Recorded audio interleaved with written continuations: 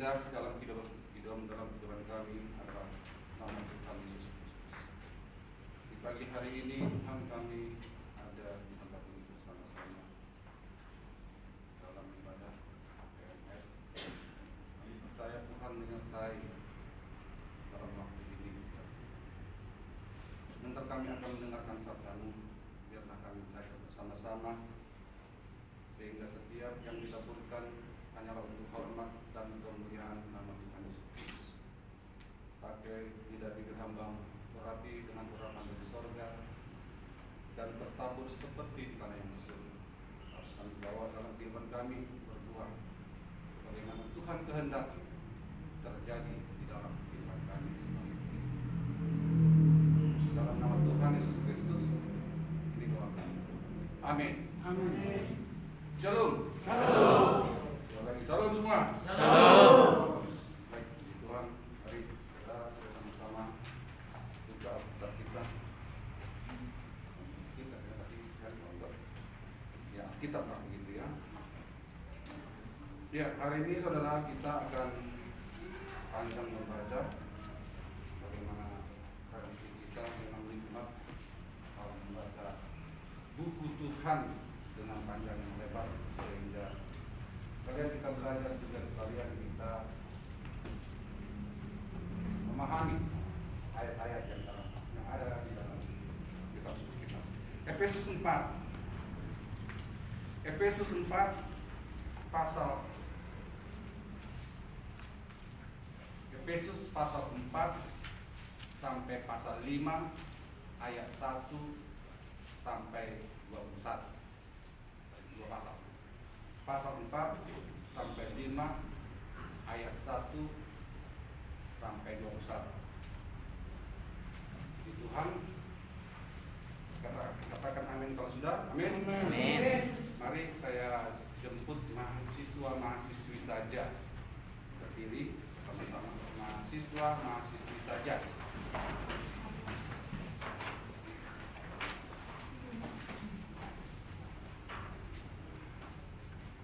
Baik. Kita akan membacakan bersama-sama dengan saya itu mahasiswa dan mahasiswi saja. Bapak Ibu dosen dan kantor silakan menyimak di dalam pembacaan. Di hitungan yang ketiga, yang pertama saudaraku yang ganjil adalah maskulin, pria. Dan yang kedua adalah perempuan atau feminin. Selanjutnya seterusnya sampai nanti pasal 5 mulai ayat 1 sampai 21. Kita mulai dari pasal yang keempat ayat 1. Lembaga Alkitab memberi tema pada pasal 4 ini kesatuan jemaat dan karunia yang berbeda-beda. Laki-laki 3, 2, 1. Sebab itu aku menasihatkan kamu, aku orang yang dimuliakan karena Tuhan, supaya hidupmu sebagai orang-orang yang telah dipanggil berpadanan dengan panggilan itu. Hendaklah kamu selalu rendah hati, lemah lembut dan sabar. Tunjukkanlah kasihmu dalam hal saling membantu. Dan berusahalah memelihara kesatuan roh oleh ikatan damai sejahtera. Satu tubuh dan satu roh, sebagaimana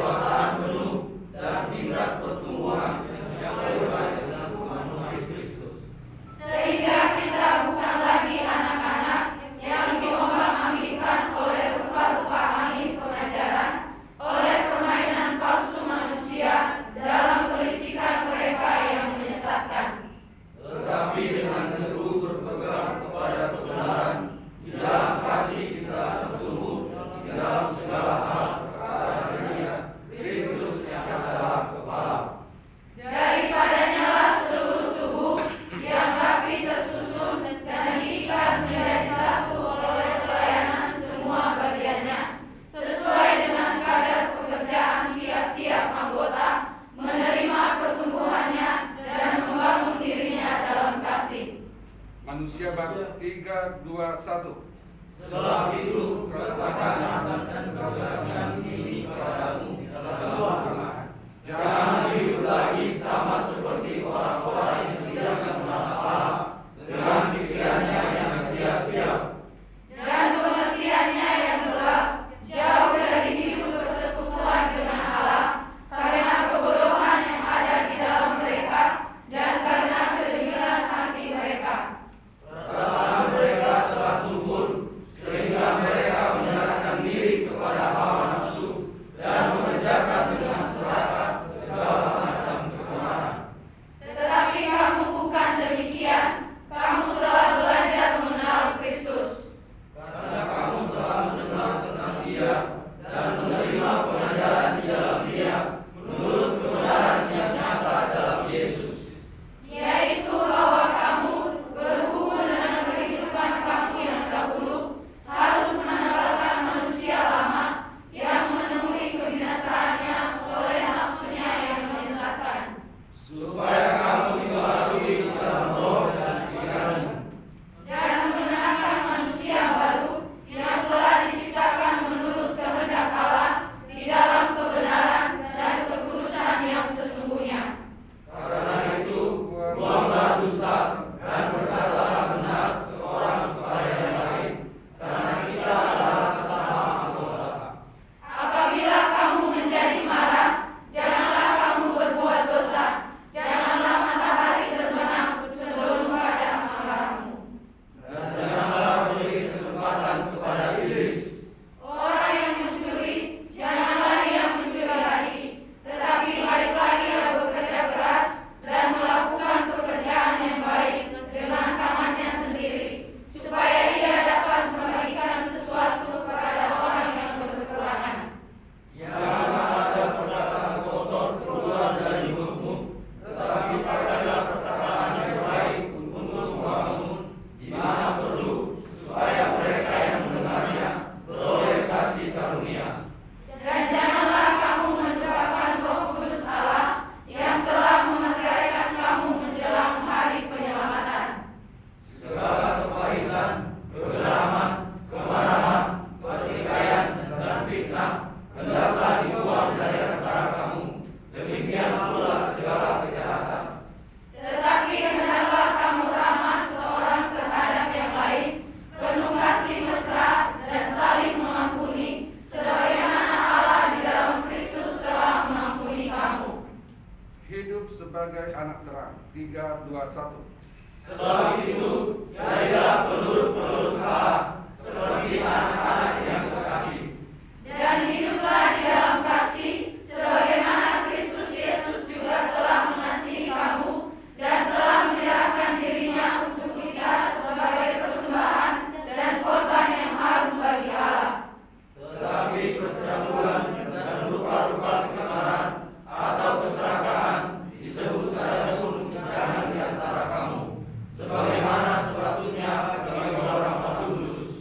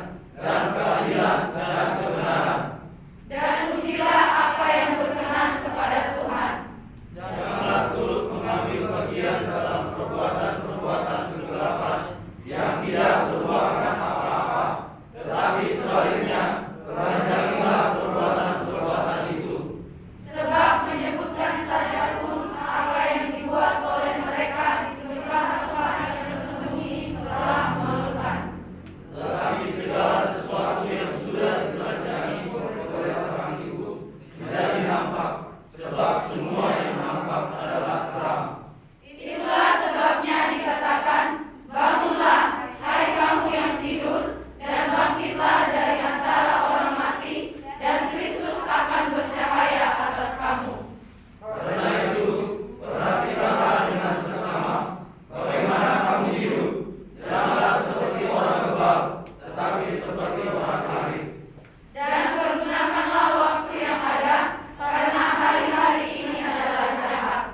Sebab itu, janganlah kamu bodoh, tetapi usahakanlah supaya kamu mengerti kehendak Tuhan.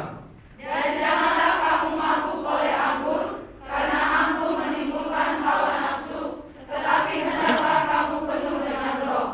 Dan berkata-katalah seorang kepada yang lain dalam mazmur, kidung puji-pujian, dan nyanyian rohani. Bernyanyilah dan bersorak bagi Tuhan dengan segenap hati. Semuanya. Ucaplah syukur senantiasa atas segala sesuatu dalam nama Tuhan kita Yesus Kristus kepada Allah dan Bapa kita, dan rendahkanlah dirimu seorang kepada yang lain di dalam takut akan Kristus. Amin. Amin. Silakan duduk. Dari dulu ya. Kalian latihan suara ya. Stroke hilang. Ya kan?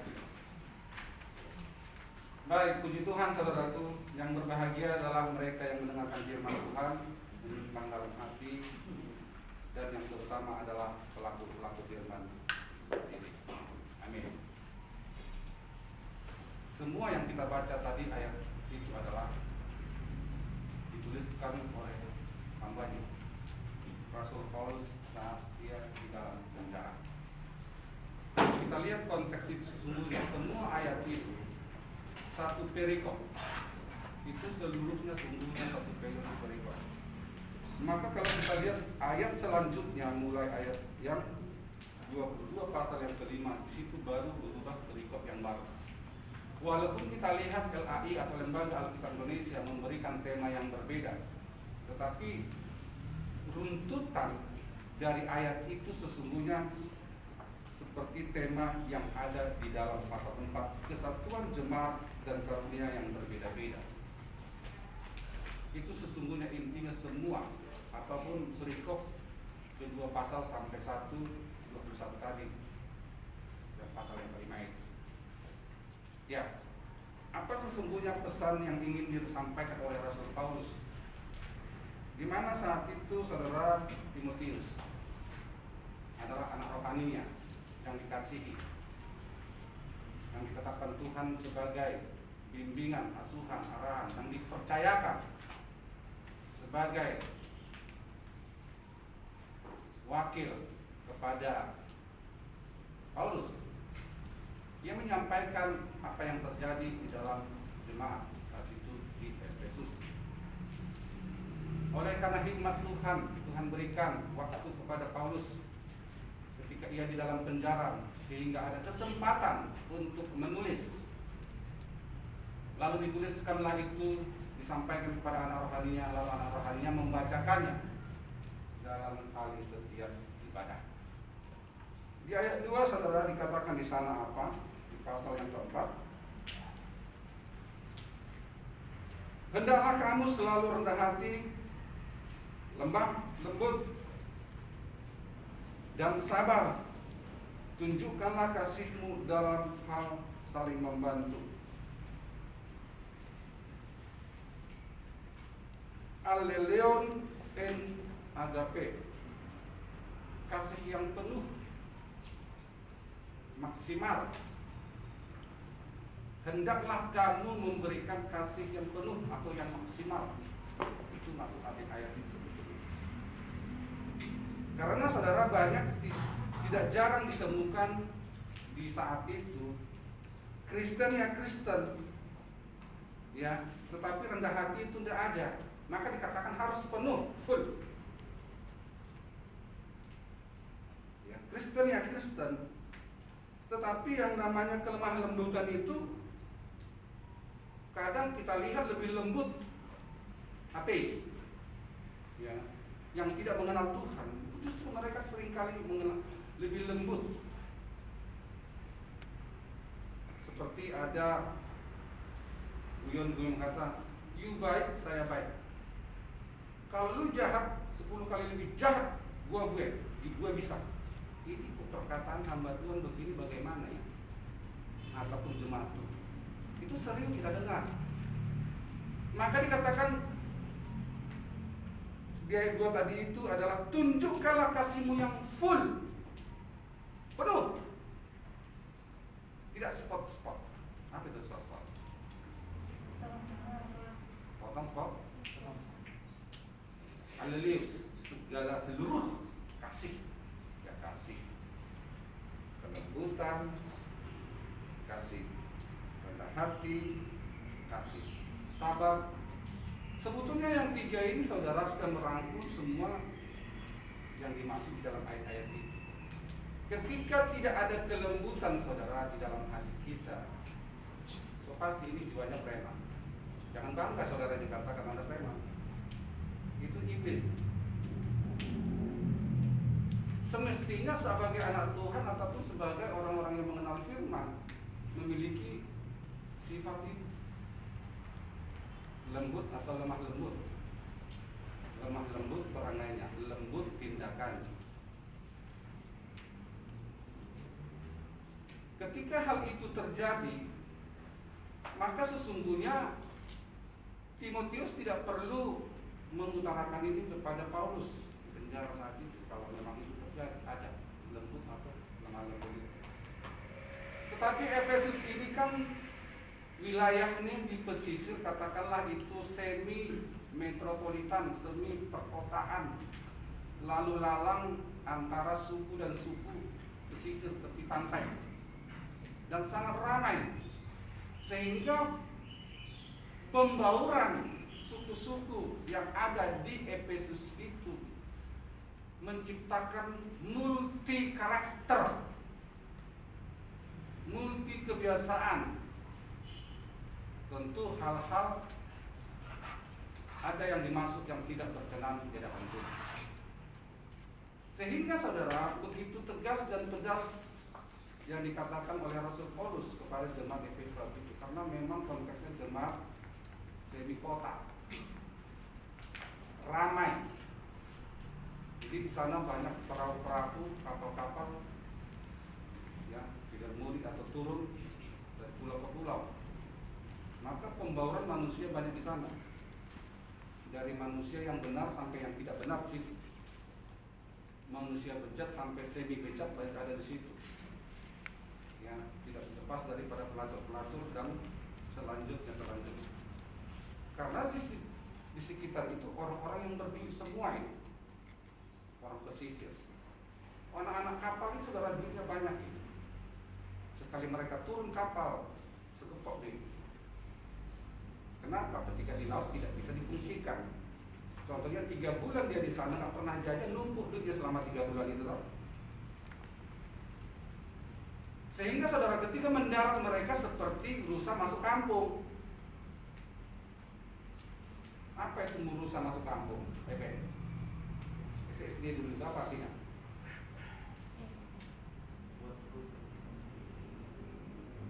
Itu pepatah atau kiasan? Beribahasa seperti rusa masuk kampung. Kalau rusa masuk kampung dulu heboh, kayaknya kelihatan dia lebih hebat. Karena biasanya dia di hutan, lalu dilihat ini kejang-kejang dia seperti apa ini. Seperti itu juga terjadi saudaraku. Tiba-tiba banyak duit mereka di pesisir itu. Bermunculan dan membawa di situ anak-anak Tuhan. Muncullah rasa tidak lembut, tidak ada. Biasanya orang saudara hati-hati kalau sudah punya duit. Kalau dia tidak cinta Tuhan, itu lebih jahat dari Sibolis. Ben, lebih jahat daripada Sibolis. Tahu apa Sibolis? Terlaluan Xiaomi dan apa Sibolis. Ya. Tetapi ketika ia orang yang cinta Tuhan, itu seperti langit dan bumi, saudara. Ya. Malah sebaliknya, tadi yang tidak lembut menjadi lembut, penuh elas kasih, penuh pengorbanan. Bahkan di dalamnya juga ada kasih sayang. Nah, jadi sesungguhnya apa yang kita harapkan di hidup ini sebetulnya? Bukan tidak punya duit, apalagi punya duit, tetapi kebenaran yang dari Tuhan itulah yang akan mengayomi yang punya duit dan tidak punya duit itu.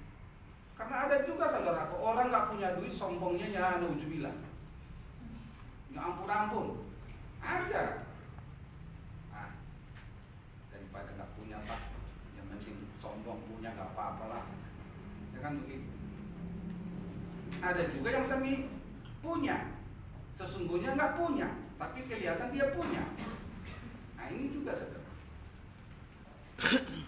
Inilah yang terjadi, yang dikatakan bisa merubah situasi adanya ketidaklembutan atau lemah lembut hadap.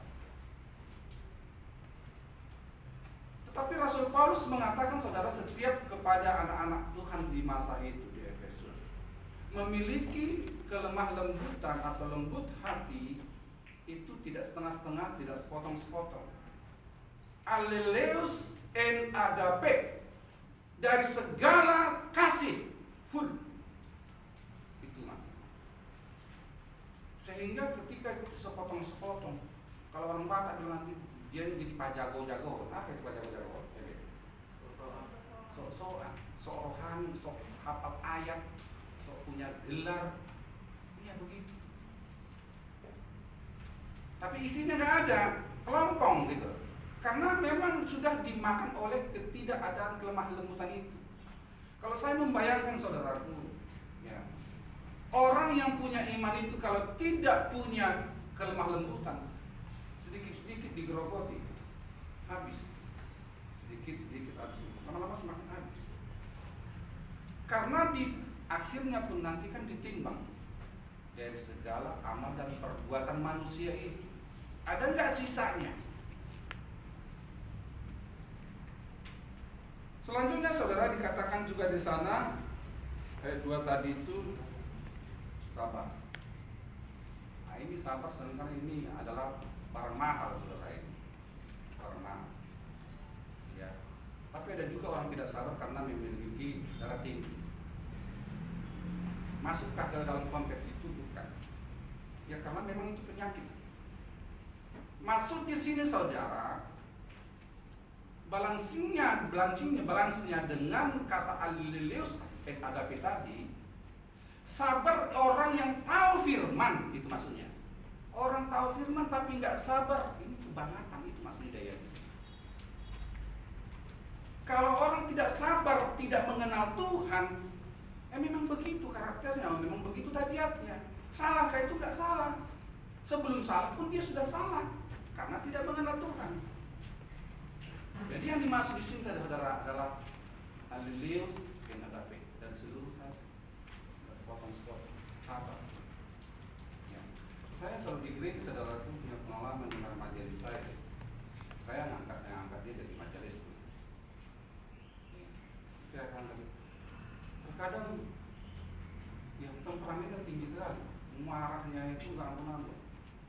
Karena memang satu dia punya darah tinggi. Saya pikir-pikir bagaimana ini orang ego. Saya yang menabiskan dia, menetapkan dia, dan mengumumkan dia sebagai majelis adalah orang pengawas baik dalam ibadah maupun khotbah-khotbah